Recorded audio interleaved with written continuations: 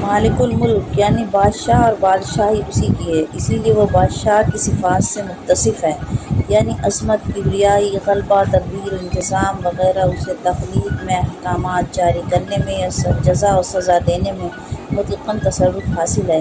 اوپر والا اور نیچے والا سارا جہان اس کی ملکیت ہے، سب اس کے بندے مخلوق ہیں، اس کے محتاج ہیں۔ اللہ کی رحمت کی خاص دعا کو طلب کرنا۔ ربنا آتنا من لدنک رحمۃ وہیئ لنا من امرنا رشدا۔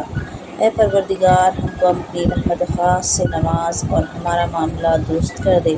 یہ ہمیں یاد کر کے ضرور پڑھنی چاہیے، بہت ہی بہترین دعا ہے۔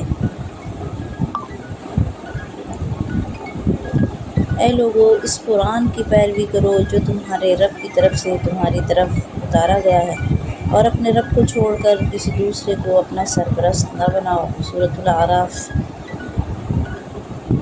باریک کپڑا پہننا۔ آپ صلی اللہ علیہ وسلم نے فرمایا، بہت سی عورتیں جو دنیا میں باریک کپڑا پہننے والی ہیں وہ آخرت میں ننگی ہوں گی۔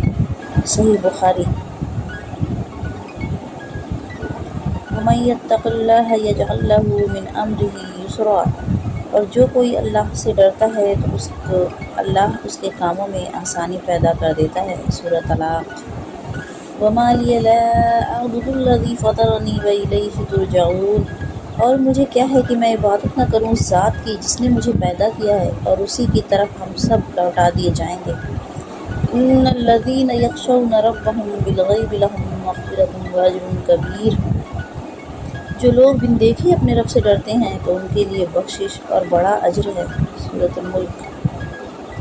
إِنَّ اللَّهَ لَا يُضِيعُ أَجْرَ الْمُحْسِنِينَ، یقیناً اللہ نیکی کرنے والوں کا اجر ضائع نہیں کرتا، برباد نہیں کرتا۔ سورۃ التوبہ۔ آپ کا بہت بڑا سرمایہ وہ لوگ ہیں جو آپ کی غیر موجودگی میں اپنے رب سے آپ کے لیے دعاؤں میں خیر مانگتے ہیں، آپ کے لیے دعائیں کرتے ہیں۔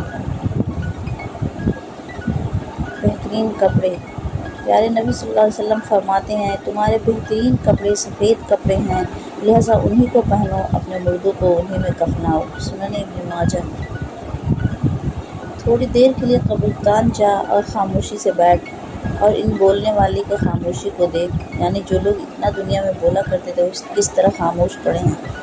رسول اللہ صلی اللہ علیہ وسلم نے فرمایا، کثرت سے لا حول ولا قوت الا باللہ پڑھا کرو، کیونکہ یہ جنت کے خزانوں میں سے ایک خزانہ ہے۔ اس کا ترجمہ ہے، نہیں کوئی برائی سے بچنے کی ہمت اور نہیں نیکی کرنے کی قوت سوائے اللہ کی توفیق اور مدد سے۔ سچ بولنے کی فضیلت۔ رسول اللہ صلی اللہ علیہ وسلم نے فرمایا، سچ نیکی اور اچھائی کے راستے پر لے جاتا ہے، نیکی جنت کی طرف لے جاتی ہے۔ ایک آدمی سچ بولتا رہتا ہے یہاں تک کہ وہ اللہ کے ہاں صدیق لکھ دیا جاتا ہے۔ حضرت علی رضی اللہ عنہ سے کسی نے پوچھا، آپ امیر المومنین ہیں، آپ نیچے کیوں بیٹھتے ہیں؟ آپ نے جواب دیا، نیچے بیٹھنے والا کبھی گرتا نہیں ہے۔ اس میں بہت بڑا ایک لیسن چھپا ہوا ہے۔